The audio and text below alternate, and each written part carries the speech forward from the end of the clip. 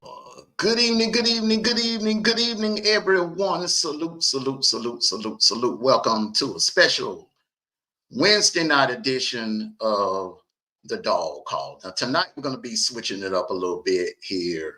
Now, in the month of October, in addition to talking about my Georgia Bulldogs, I'm also going to be making predictions late in the week, like on Wednesdays, Thursdays, and then of course Friday nights. We have the pregame show on Friday, the kickoff show, and then Saturday mornings we do all of our predictions on Saturday mornings. But this right here, big game. This game has been circled all off season. We've been talking about this game for the past few weeks. Salute everybody. Salute, salute, salute, salute, salute.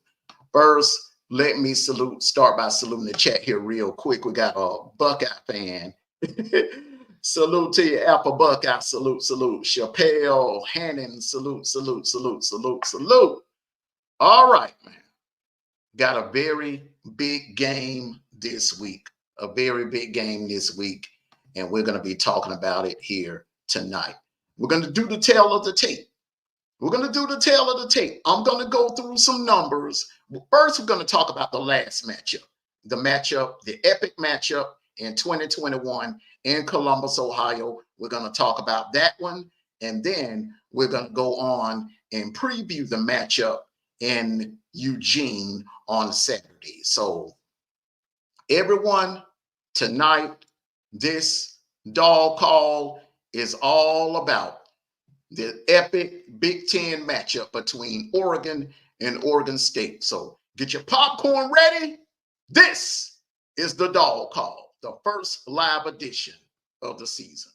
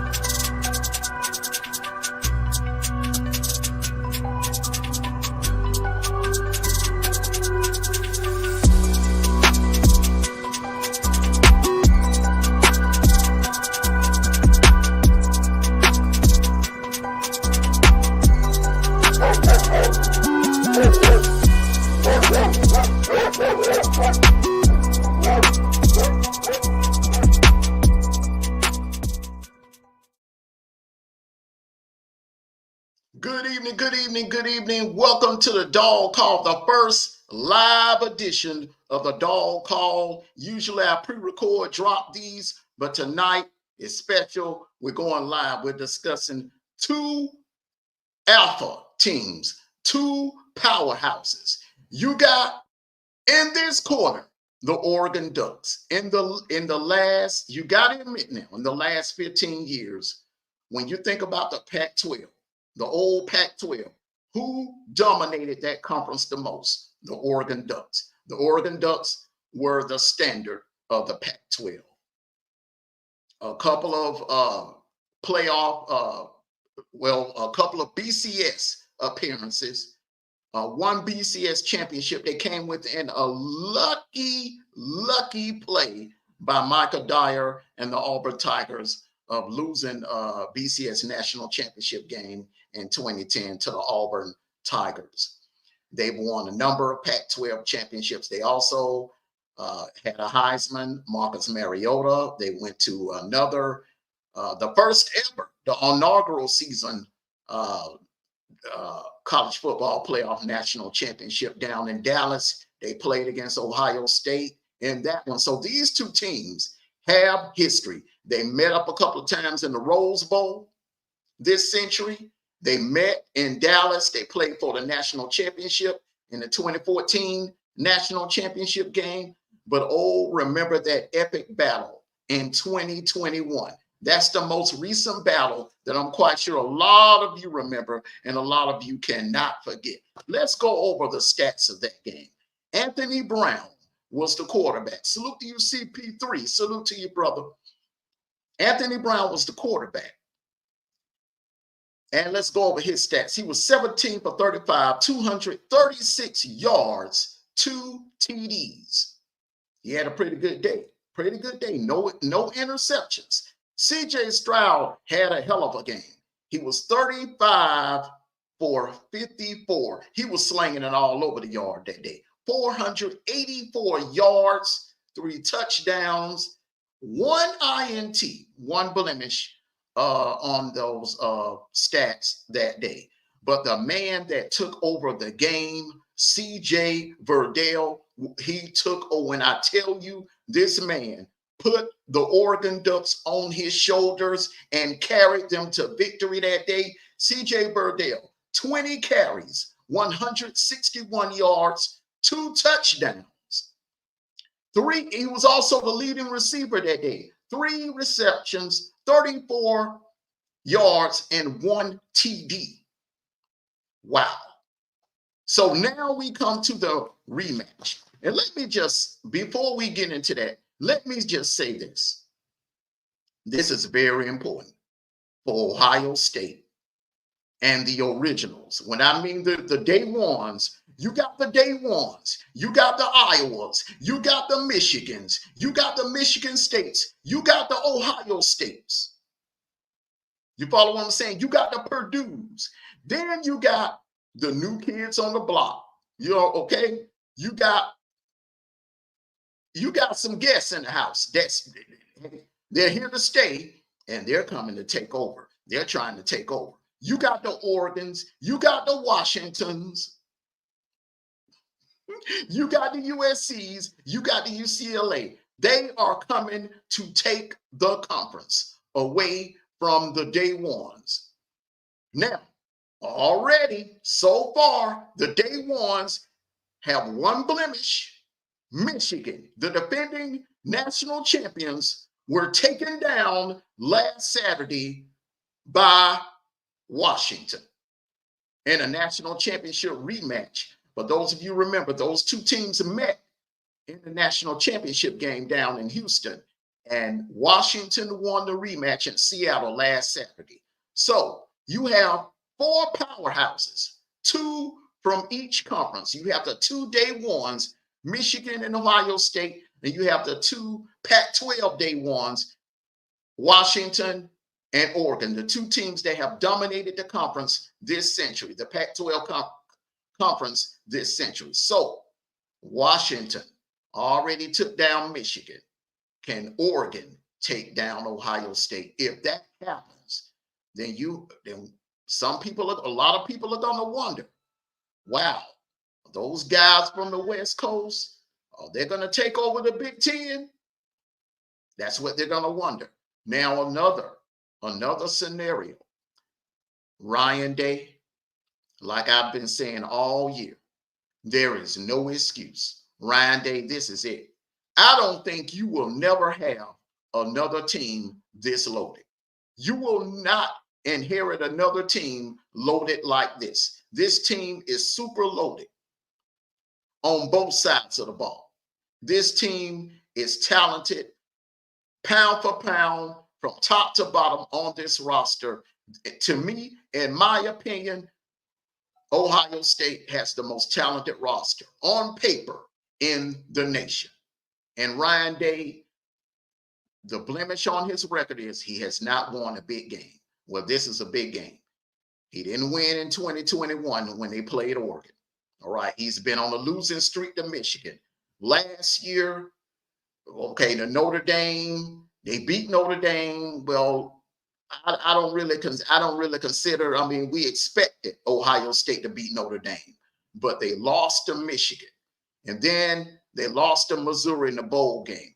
Ryan Day, right now, you have not won the big game. All right. So we look over here at Oregon. Dan Lanning. You didn't lose not once, but twice to Washington. You lost to Washington last year. So Dan Lanning, so far you've been in Oregon. Your only really highlight signature win was when you beat Colorado. When I think about your time at Oregon, I think about that pregame speech that you gave your guys before the Colorado game, right? So these games like this, you have to win. And we're going to find out about both of these teams. Now, in my opinion, I think both of these teams will make the playoffs. But the problem is, if you Oregon, you do not want to have to play a first round game. You don't want to have to go to Tuscaloosa. You don't want to have to go to Kyle Field. You don't want to have to go to Sanford Stadium in Athens for a first round game. You don't want to have to go to Austin for a first round game.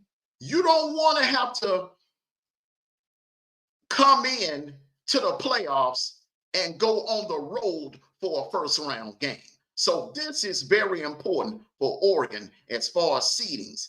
I honestly think, in my personal opinion, I think Ohio State can drop this game and run the table as long as they beat Penn State, run the table, get back to Indy, beat Oregon in a rematch, and probably still end up with the #1 seed. Because the way things are going in the SEC, the winner coming out of the SEC is going to have 2 losses. The way it looks. I think the ACC may get 2 teams in, but the winner of the ACC will probably have more than 1 loss also. So you're looking at a scenario where Ohio State can run the table, lose a game, run the table, and still end up with the #1 seed in the playoffs. So from a playoff standpoint, Ohio State really don't have anything to lose. Oregon is more important for Oregon to win this game because you're playing for seedings. So if you win this game and you lose in a rematch to Ohio State and Indy, then you may be looking at, instead of a 9th or 10th seed or maybe an 11th seed, you may be looking at a 5th seed. A 5th seed, because if you beat Ohio State, then you will leapfrog BAMA and you will officially have the best win of the season. Right now, technically, BAMA has the best win of the season with a win over UGA, ending UGA's 42-game regular season streak. That carries a lot of weight, but the loss to Vandy takes away a lot of points from BAMA. But if Oregon can beat Ohio State, listen to me real good. Oregon, long as they take care of business, don't lose to no inferior opponents, don't lose to no teams that they are expected to beat, they can get to Indy, even lose a rematch to Ohio State, and still end up with that 5th seed. The 5th seed, ladies and gentlemen, the 5th seed plays the P5 winner. The group of 5, the best team coming out of the group of 5 will go into that 12th spot, and they will play the 5th seed. The 5th seed team will host the group of 5 champion. So whoever is at that 5th seed is going to be sitting pretty. And then when you go to the quarterfinal rounds, you'll be matched up with, if I'm not mistaken, you'll be matched up with the ACC champion. So it's pretty much more of a smoother path. So all Oregon has to do is take care of business, win at least one of the matchups. Win at least one of the matchups. And if you're going to win one of them, you need to do it Saturday, because I highly doubt that you will beat Ohio State in Indy, because by that time, Ohio State will definitely be playing for that #1 seed. Now let's go on to the matchups. Let's do the tale of the tapes. So far from what I've been seeing from a lot of experts, it's kind of evenly divided. Some people are saying, salute to you, Abdul Jones, salute to you. Salute, salute, salute. Everyone, when you come in, make sure you hit that like button. Make sure you hit that like button. Anyone coming, can't nobody say, well, Mondo, you didn't shout me out. I'm shouting you out today. I'm live. I'm live and I'm shouting you out today. Salute. Make sure you hit that like button. We're going to do the tail of the tape. All right. So, Oregon, led by their QB, Dylan Gabriel. All right. He has 1,449 yards passing. Jordan James, so far, he has 552 yards rushing. And their leading wide receiver, Ted Johnson, so far, he has 43 receptions at 5 touchdowns. Not bad, not bad. 395 yards receiving. Not bad, not bad. But here's the kicker now. On offense, they are ranked in passing yards. They rank 19th in the nation in passing, and in receiving, they rank 67th in receiving. That's Oregon. That is Oregon for you. So their offense is nothing like what it was last year. Last year, they had a prolific offense. They had a dangerous offense. This year, their offense is kind of taking a step back. 19th in passing, 67th in rushing. All right. So if it comes down to a shootout with Ohio State, will they be able to hold up against that? But will they be able to stay and hang with Ohio State if it gets into a shootout in the second half? Okay. All right. Now, Ohio State leaders. Okay. So we're doing the tail of the tape before I make my prediction. All right. So we're going to lay it on out to you. Will Howard, quarterback, Ohio State, 1,248 yards passing so far this season. Quinshon Judkins, 468 yards rushing so far this season. Okay. Jeremiah Smith, 458 yards receiving, 25 receptions, 6 TDs. That freshman phenom wide receiver, Jeremiah Smith, in my opinion, a future Heisman winner. I don't think he'll get it this year. But before he leaves Columbus, Ohio, before he leaves and go to the NFL, I'm predicting it right now. This kid is going to win a Heisman. He's going to win a Heisman before he leaves Ohio State. All right, so their rankings. They're tied for 4th in offense. But however, they're ranked number 1. Ohio State is ranked number 1 in defense. Ladies and gentlemen, Ohio State is only giving up 6.8 points per game so far this season. Let me repeat this again.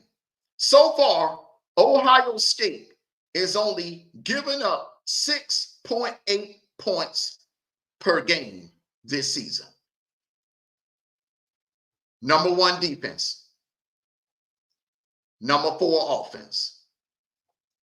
Ladies and gentlemen, you be the judge. Because I just did the tail of the tape. And according to everything I just gave you, Ohio State on paper is the better team. But on paper, it doesn't mean anything. It's going to come down to what happens on that field. And in my opinion, I think it'll be competitive in the first half. It'll be competitive in the first half. But I just think what's going to happen is that ground game. That ground game of Ohio State is going to wear that Oregon defense out. They're going to wear that Oregon defense down. We saw Idaho did it to Oregon. Idaho did it to Oregon. They ran the ball and they wore down that defense. And Oregon was lucky to get out of there with a win. So we look at Ohio State, in my opinion, has the best backfield in the nation with Trayvon Henderson and Quinshon Judkins. Two-headed monster if I've ever seen. I haven't seen a two-headed monster like that since Sony Michel and Nick Chubb. both of these young men will be in the NFL, definitely. I wouldn't be surprised if both are taken in the first round. And we're talking about backfields. This backfield, and a lot of you are probably saying right now, well, Ohio State ain't playing nobody. Ohio State ain't playing nobody. Ohio State ain't playing. Remember, we said the same thing about Bama. Remember, we said the same thing about Bama. Bama ain't played nobody. Bama ain't played nobody. Bama ain't played nobody. When they played Georgia, they beat Georgia. So you can't go by what a team has no control over. You play the teams that are on your schedule. You play the teams that you're scheduled to play. But I'm telling you, this team right here can line up against any team in the nation and have a damn good chance of winning that game. This Ohio State team could line up against any team in the top 10. And they would be a matchup problem for any team in the top 10. There's only one team from my eye test that I've seen that has a good enough defense to maybe slow Ohio State down, and that's the Texas A&M Aggies. I'm just being 100% honest. That's the only team, the only other team in the nation that I see with a good enough defense that could probably slow this Ohio State team down. Now, I could be wrong. We're going to find out Saturday. We're going to find out a lot about this Ohio State team. But I can only go by what I'm seeing on paper. Now, that's the offense. That's the offense. Let's talk about that defense. That secondary is, I haven't seen a secondary like this since the 01 Hurricanes. I have not seen a secondary like this since the 01 Hurricanes. You remember the 01 Hurricanes, Sean Taylor?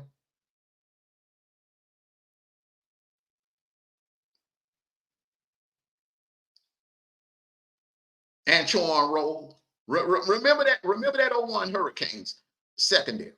That 01 Hurricanes secondary was no joke. This Ohio State secondary is on that level. They're on that level. Philip Buchanan, yeah. But this Ohio State, you got Sonny Styles and you got Cam. Both of them, Caleb Downs and Sonny Styles, in that secondary. Think about it, ladies and gentlemen. Caleb Downs now. Caleb Downs and Sonny Styles in the same secondary. Then you have Denzel Burke.